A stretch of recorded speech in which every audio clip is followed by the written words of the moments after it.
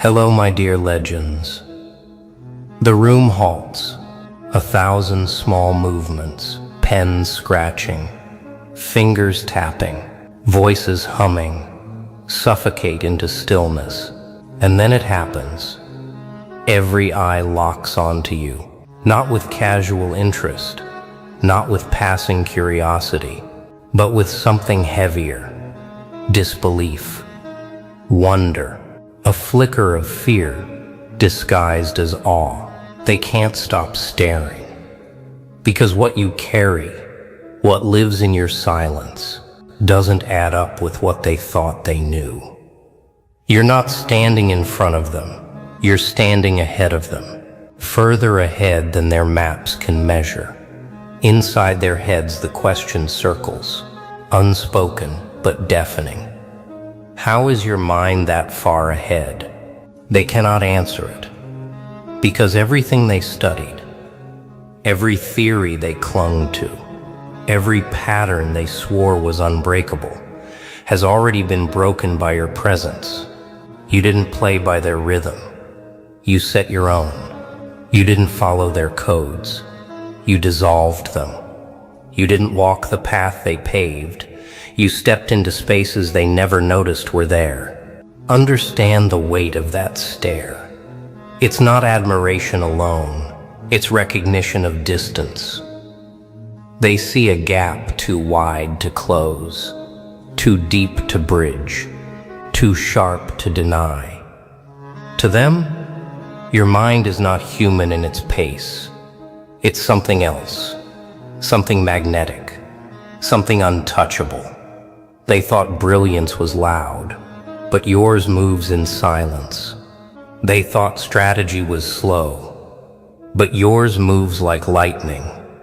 And that's why they stare, not breathing, not blinking, as if watching the impossible unfold in real time. And you? You don't need to explain, because presence doesn't explain. It rewrites.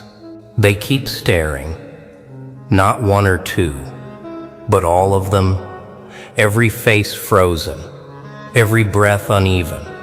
Their eyes lock onto you with the same silent phrase painted across their minds. How is your mind that far ahead? They don't say it aloud. They don't dare. But silence has a way of amplifying truth. And the silence now screams it louder than words ever could. This question isn't curiosity. It's disbelief. They want to dismiss it, to tell themselves it's luck, coincidence, timing. But deep down, they know it isn't luck. It isn't chance. It isn't something they can write off. What they just witnessed came from a place they cannot reach, a level of perception they cannot even map. That's why they stare, not because they're impressed, but because they are confronted with something they cannot explain. You've seen this look before. The eyes that widen not out of admiration but out of panic, disguised as wonder. The nervous smile people wear when they realize the ground they stood on is no longer solid.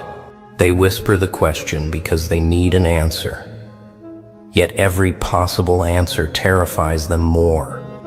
If your mind is ahead, what does that make theirs? If you see what they can't, what else have they missed? If you cracked in seconds what they spent decades chasing, what does that say about the value of their effort, their years, their lives? That's why the question burns in them, because it's not only about you, it's about them. Your presence exposes their limitation. Your insight reflects their blindness. Your silence shows how loud their noise has always been, and they know it. That's why they can't look away, why they can't breathe evenly, why they can't stop asking without words, how is your mind that far ahead? But you don't answer, because truth doesn't argue. Truth doesn't explain. Truth simply exists. And the more they stare, the more they realize answers aren't given. They're lived, and you've already proven it. The question still lingers in their silence. How is your mind that far ahead? But the truth is, they're not just staring at you, they're staring at the gap, the space between where they stand and where you already are. It isn't inches, it isn't steps, it's something else entirely. It feels to them like staring across a canyon too wide to bridge, a horizon they can see but will never touch. Because you don't walk their path, you don't run their race. You live in a different rhythm, a different plane. The things they struggle to understand, you absorb like instinct. The puzzles they call impossible, you treat as warm-ups. They are trapped in repetition, circling the same patterns, copying the same formulas, chasing the same illusions. You move beyond the circle.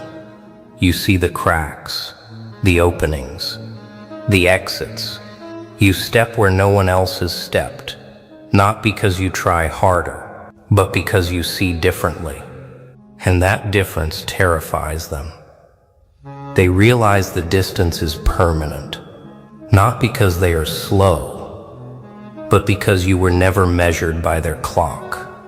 You don't live in their time, you live ahead of it.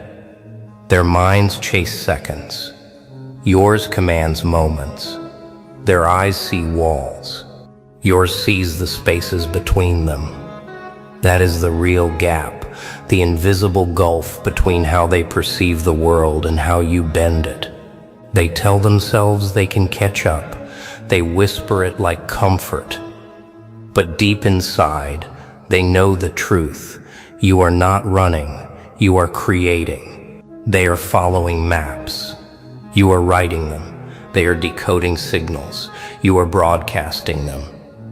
That is why no matter how hard they chase, they will always feel one step, one page, one lifetime behind. They thought you were among them, but the distance makes it clear. You are always beyond them. They cling to their rules, their maps, their strategies, the carefully stacked frameworks that once gave them confidence. These were their defenses, their barriers, their lifelines. Each plan built on top of the last, each law repeated until it felt like truth. But when you moved, when your mind revealed what theirs could not, that fortress cracked. Their logic didn't protect them, it betrayed them. Think about it, their advisors, their experts, their so-called masters of strategy, spent decades drawing lines, predicting patterns, calculating outcomes, and yet all it took was one thought, one move, one glance from you, and the entire blueprint dissolved. Not because you fought harder, but because you saw deeper. Their maps looked precise until you showed the holes they refused to see. Their predictions looked sharp until your silence cut through them. Their confidence looked solid until your presence turned it into glass. Now they scramble. You can see it in their faces, the way their eyes dart, trying to rebuild their broken frameworks in real time. But logic collapses quickly once doubt infects it. And doubt is everywhere now, crawling through their strategies, staining their order, tearing through the walls they believed were eternal. Their silence isn't just shock anymore, it's unease, disguised as stillness. They want to believe what happened was luck. They want to believe it was a fluke. But deep down, they know if one moment could shatter their logic, then every moment after this is fragile. The truth they never admitted is now unavoidable. Certainty is temporary, and their empire was never built on strength. It was built on the illusion that no one would see through it. And you just did. That's why they stare as if your mind is magic. Because to them, only magic could dissolve the rules they clung to. And the collapse of logic is more terrifying. More terrifying than the collapse of walls. Walls can be rebuilt. Logic, once exposed, never returns the same. And now, every strategy they create will carry a shadow shaped like you. At first glance, it looks like respect. Their eyes wide, their lips parted, their heads nodding, as if they've witnessed something brilliant. To the untrained eye, it might even look like admiration, but you know better. Beneath the shine in their eyes is something darker. What they really feel is unease. Unease they're trying to disguise as awe. Unease trembling beneath the surface of their silence. They whisper in their own heads, "How is this possible? How did we not see it? How can a single thought undo everything we built?" Those whispers are not compliments. They're confessions. Each question they silently ask is proof that their certainty is gone, that their pride is broken, that their power is shaking. They call you brilliant, but what they mean is you've exposed us, because admiration fades. Unease lingers. And that's the truth. They cannot hide. They stare at you with widened eyes, not because they want to be like you, but because they realize they never can be. What unsettles them most isn't that you're ahead now, it's that you'll always be ahead. If you're this far today, where will you be tomorrow? If you've cracked this code now, what other codes will fall in your hands? The distance feels endless, and they know it. That's why their silence feels heavy. That's why their stares last too long. Behind every glance is the panic of being exposed, of being measured against someone they cannot match. They thought they were the ones with control. They thought their rules made them safe. But now they know the truth. Their control was paper thin, and you turned it into dust with nothing but your presence. So yes, they look at you like your mind is magic. But the magic they see isn't a trick. It's the realization that your perception cannot be chained, and that realization will haunt them from this moment on. Every room you enter, every silence you carry will remind them, you are not a mind they can measure. You are a storm they cannot contain. They convince themselves they can catch up, that if they study harder, work longer, mimic your moves, they might one day bridge the distance. They tell themselves stories to soften the blow. It's just timing. It's just chance. If we train enough, we'll get there too. But those stories collapse the moment they stare too long. Because what you carry is not the result of repetition. It's not something that can be copied, measured, or rehearsed. What you carry is a path, and that path was never theirs to walk. Your mind doesn't move in straight lines. It doesn't run the circles they worship. Where they see a wall, you see an opening. Where they hear noise, you hear silence. Where they get lost in rules, you see the loopholes stitched between them. This is why your steps seem alien to them, because you don't walk where they expect. You walk where no one else dares to look. That's why the path is unreachable. Not because you block it, but because it demands what they never give. It demands stillness where they chase noise. It demands courage where they cling to fear. It demands a vision that can see beyond the maps handed down to them. And that vision is not taught. It is chosen, and it chose you. So while they scramble to replicate, while they rush to copy, while they attempt to stitch together fragments of your brilliance. The truth burns beneath their efforts. They can't, because every attempt to follow only proves the distance. Every mimicry makes the gap wider. Every false step reminds them this isn't their road. It was never their road. And you don't need to explain. You don't need to prove. You simply walk, and the path bends to your presence. That's what unsettles them most, that no matter how many decades they pour into their effort, your silence today will still outpace their noise tomorrow. The unreachable path is not ahead of them. It is beyond them, and that is why they stare, confused, shaken, entranced, because they finally realize they are not chasing you. They are chasing something they can never touch. The stare lingers, but something shifts inside them. It's no longer just awe. It's no longer just unease. It's the moment when their minds confront what they've been denying, the revelation. They finally see it, even if they don't want to. You are not one of them.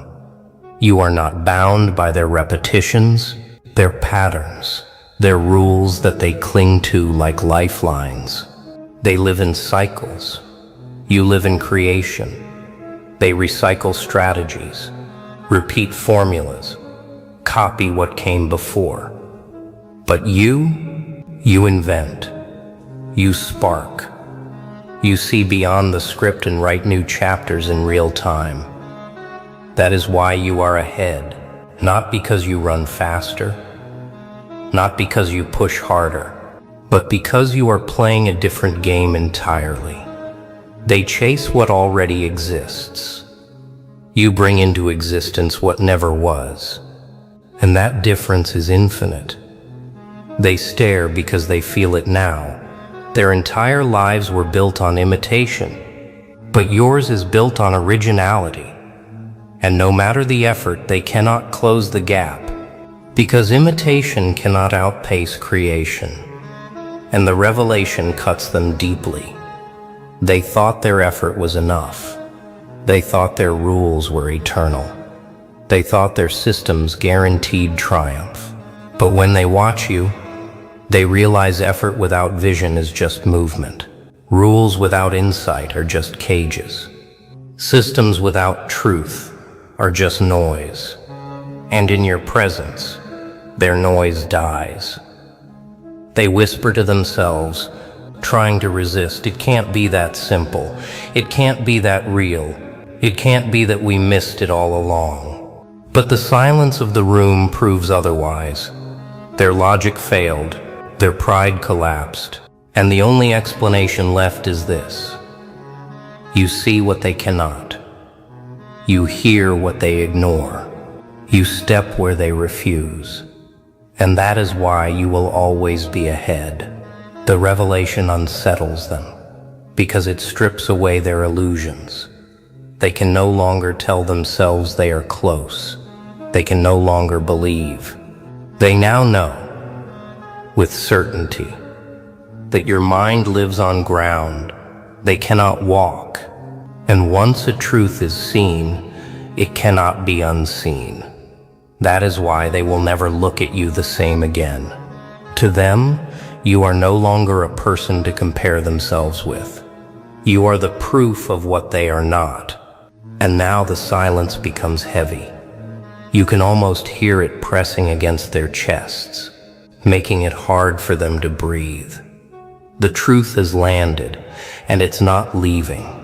The verdict has been delivered.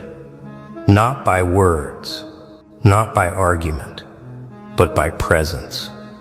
You were always meant to stand ahead, untouchable, unforgettable. Even after the lights dim, even after the crowd disperses, the echo remains.